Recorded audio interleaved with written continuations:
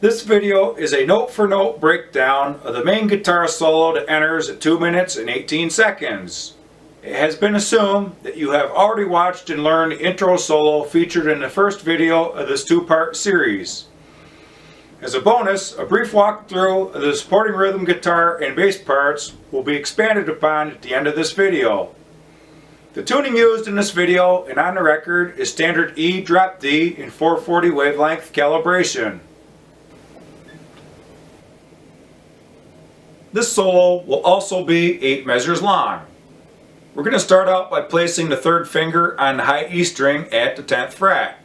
The first measure of this solo will be exactly the same as the first measure in the intro solo.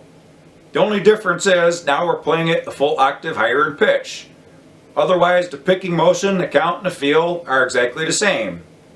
With the 4-count lead-in, here's what the first measure will sound like. 1, 2, 3, 4, 1, 2, 3, 4, and now we've reached the second measure. We're going to pick this note down on 1. Again, we'll bend it up. We'll let it sustain out as an 8th note. We're going to let that note sustain as we release the bend back to the original position of the note. We're going to hold it there for an 1/8 of a measure. Continue to let it sustain out as we bend it back up on 2. We're going to hold it for an 1/8 of a measure and let the note sustain out as we release the bend back to the original position of the note. Then we'll let that note ring out through 3. What we've done there is pick that note one time and produced 4 1/8 notes that were sounded by the bending technique of the left hand. Just like this. 1 and 2 and 3. Okay. On 4, we're going to go to the 8th fret on the same string with the first finger and pick that down. We'll let that ring out as an 8th note. And we'll go back to the 10th fret on the final upbeat or hand beat right after 4. We'll pick this up and let it ring out as an 8th note.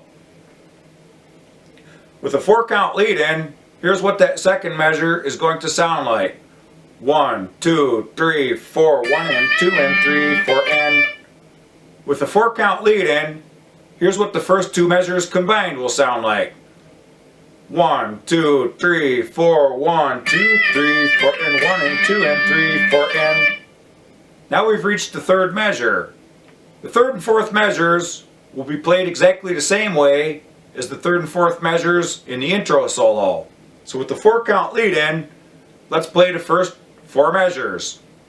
1, 2, 3, 4, 1, 2, 3, 4 and 1 and 2 and 3, 4 and 1, 2, 3, 4 and 1 and 2 and 3 and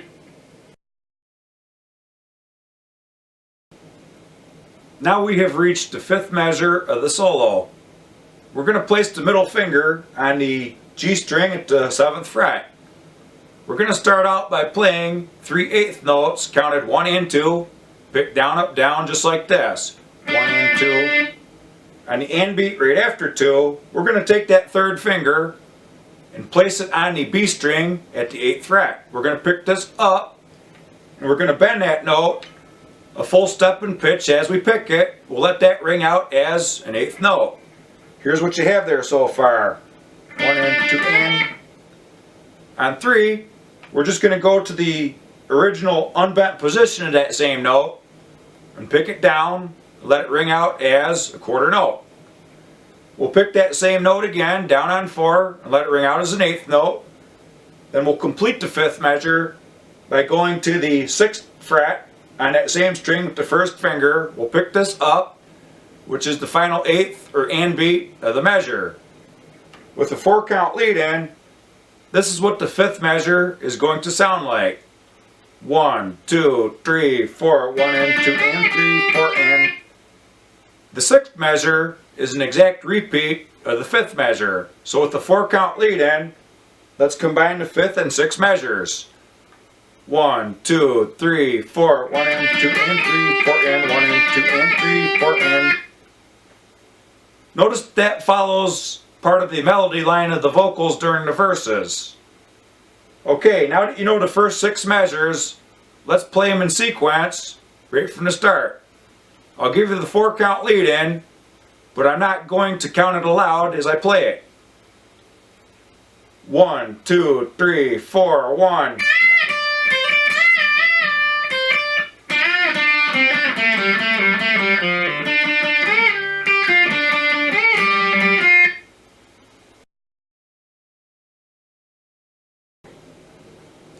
Now we have reached the 7th measure.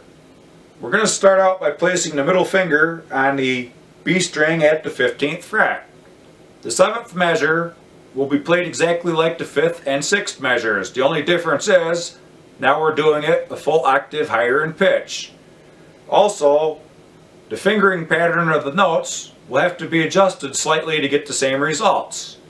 We're going to start out with the same 3/8 notes, just like this, 1 and 2. The adjustment comes by placing the 3rd finger underneath the middle finger on that same fret to get the bend right after 2 on the upbeat. So here's what we have there, 1 and 2 and. Okay. Since you already know how to play the 5th and 6th measures, I don't really need to go through this in note for note detail now that you know how the adjustment is made. We're just going to finish up by going to the 13th fret on that same string with the 1st finger. Here's a 4-count lead in, and here's what the 7th measure is going to sound like. 1, 2, 3, 4, 1 and 2 and 3, 4 and. Now we're at the 8th measure. We're going to start out by playing 3/8 notes and a quarter note. The 3rd finger will go down on the B string at the 15th fret. We'll pick this down on 1, let that ring out as an 8th note. On the upbeat right after 1, the 1st finger goes to the 13th fret of that same string. We pick this up. That's an 8th note. On 2, the middle finger goes to the 14th fret on that same string. We pick that down. That's another 8th note. On the upbeat right after 2, the 3rd finger goes to the 14th fret. We pick this up and let it ring out as a quarter note. Here's what you have there so far. 1 and 2 and. Okay, I'll do that again. Pick down, up, down, up. 1 and 2 and.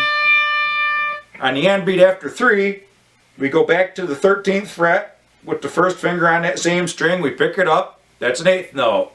On 4, the middle finger goes back to the 14th fret. We pick that down. That's another 8th note. To finish up the 8th measure, the 3rd finger goes to the 15th fret on that same string. We pick this up and vibrato it, and that vibrato pretty much sustains out through the entire 3rd verse. With the 4-count lead in, here's what the 8th measure sounds like. 1, 2, 3, 4, 1 and 2 and 3 and 4 and. With the 4-count lead in, let's combine the 7th and 8th measures. 1, 2, 3, 4, 1 and 2 and 3, 4 and 1 and 2 and 3 and 4 and. Also, last minute tip here, the vibrato. The secret to a good vibrato is when I'm shaking that, you notice that I'm shaking it with the string. It doesn't actually come from the finger. The vibrato itself comes from the shaking of the wrist and the hand. All the finger is doing is holding the note in place. If you try to go against the string like this, it doesn't work. Now that you know the entire solo, let's run through it one time right from the top. I'm not going to count it aloud as I play it. I'm just going to give you the 4-count lead in. 1, 2, 3, 4, 1.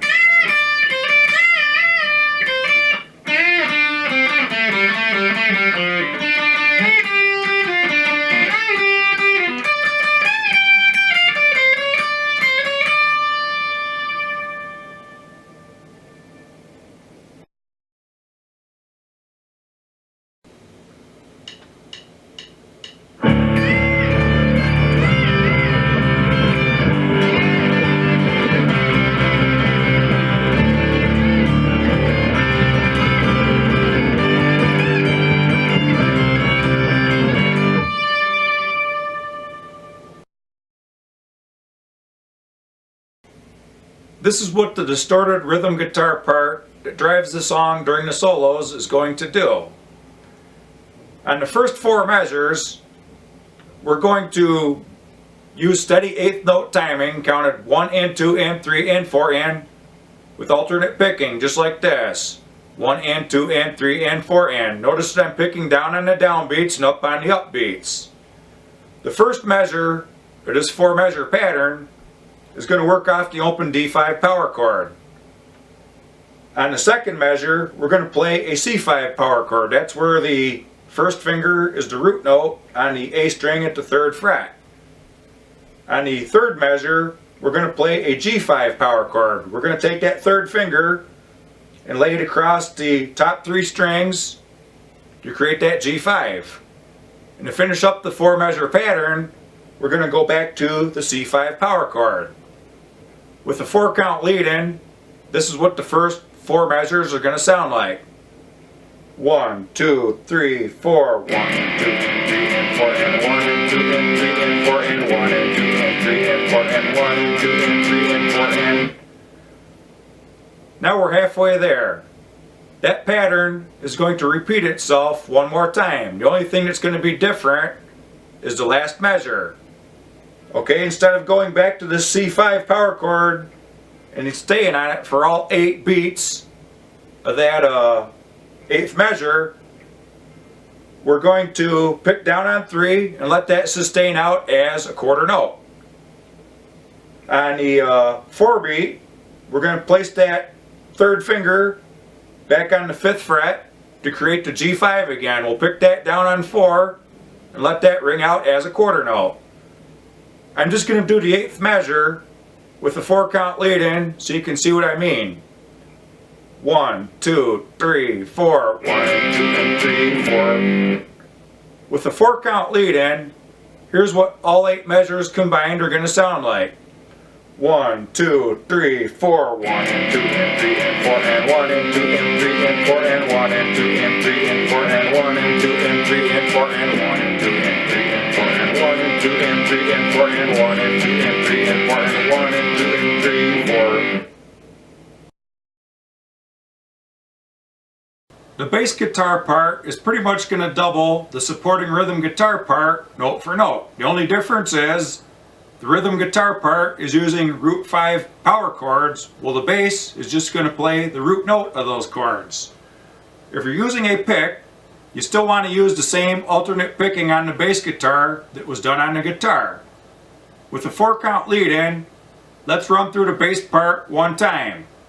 1, 2, 3, 4, 1 and